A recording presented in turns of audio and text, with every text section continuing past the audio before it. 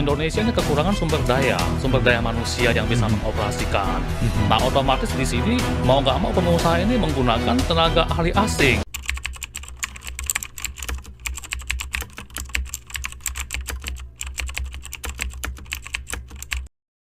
Revolusi Industri 5.0 adalah era baru dalam perkembangan teknologi yang ditandai dengan integrasi teknologi fisik, digital, dan biologi.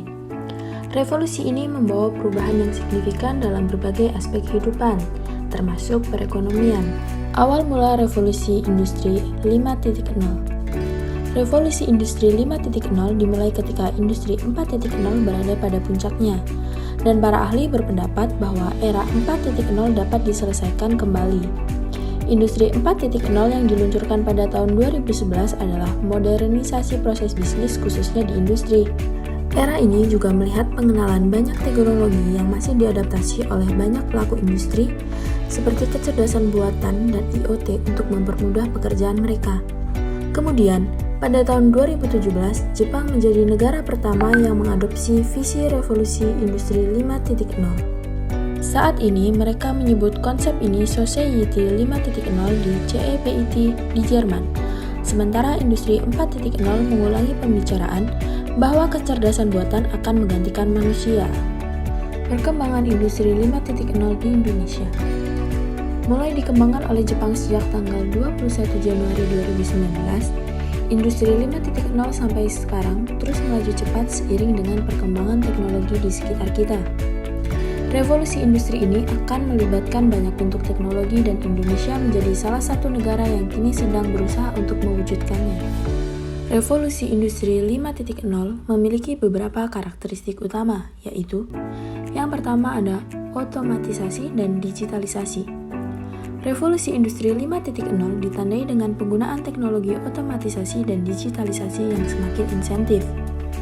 Teknologi-teknologi ini dapat meningkatkan efisiensi dan produktivitas dari berbagai bidang, termasuk produksi, transportasi, dan pelayanan publik. Selanjutnya ada kesadaran sosial. Revolusi Industri 5.0 juga menekankan pentingnya kesadaran sosial. Teknologi-teknologi yang dikembangkan harus dapat memberikan manfaat bagi masyarakat secara luas, baik dari segi ekonomi, sosial, maupun lingkungan. Selanjutnya ada keberlanjutan. Revolusi Industri 5.0 harus diarahkan pada pembangunan yang berkelanjutan. Teknologi-teknologi yang dikembangkan harus dapat mengurangi dampak negatif terhadap lingkungan dan dapat memenuhi kebutuhan generasi mendatang. Kesiapan Indonesia. Indonesia memiliki potensi yang besar untuk memanfaatkan revolusi industri 5.0. Indonesia memiliki sumber daya alam yang melimpah, tenaga kerja yang besar, dan pasar domestik yang potensial. Namun, Indonesia juga menghadapi beberapa tantangan dalam menghadapi revolusi industri 5.0. Di antaranya, yang pertama adalah kualitas sumber daya manusia. Kualitas sumber daya manusia Indonesia masih perlu ditingkatkan untuk dapat memanfaatkan teknologi-teknologi baru yang berkembang pesat. Yang kedua ada infrastruktur. Infrastruktur di Indonesia masih belum memadai untuk mendukung pengembangan teknologi-teknologi baru. Yang ketiga, kebijakan pemerintah. Kebijakan pemerintah perlu diarahkan untuk mendukung pengembangan teknologi dan inovasi. Dampak revolusi industri bagi perekonomian Indonesia. Revolusi Industri 5.0 dapat memberikan dampak yang signifikan bagi perekonomian Indonesia, baik positif maupun negatif. Dampak positif dari revolusi industri 5.0 antara lain, yang pertama peningkatan produktivitas. Revolusi industri 5.0 dapat meningkatkan produktivitas dalam berbagai bidang, sehingga dapat meningkatkan pertumbuhan ekonomi. Yang kedua, penciptaan lapangan kerja baru.